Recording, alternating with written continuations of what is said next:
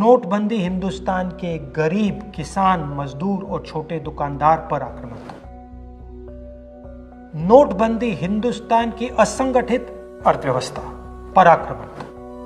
8 नवंबर 8 बजे 2016 प्रधानमंत्री जी ने नोटबंदी का निर्णय लिया। 500 रुपए, 1000 रुपए का नोट रद्दी कर दिया।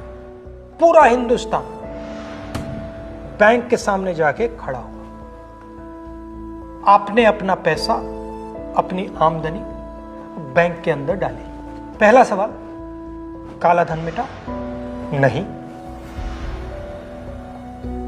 दूसरा सवाल, हिंदुस्तान की गरीब जनता को नोटबंदी से क्या फायदा मिला? जवाब, कुछ नहीं।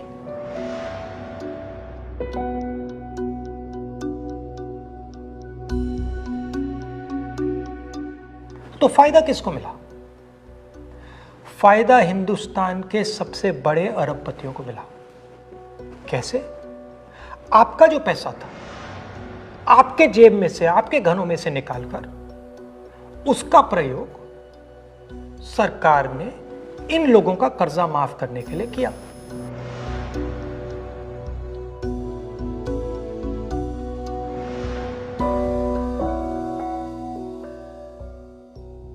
मगर वो सिर्फ एक लक्ष्य था।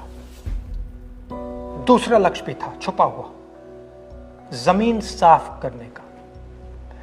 जो हमारा इनफॉर्मल सेक्टर है, असंगठित अर्थव्यवस्था का सेक्टर है, वो कैश पे चलता है। छोटा दुकानदार हो, किसान हो, मजदूर हो, वो कैश से काम करता है।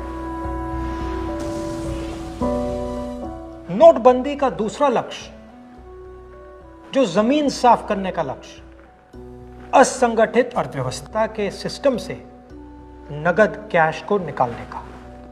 प्रधानमंत्री ने स्वयं कहा कि वो कैशलेस इंडिया चाहते हैं, कैशलेस हिंदुस्तान चाहते हैं।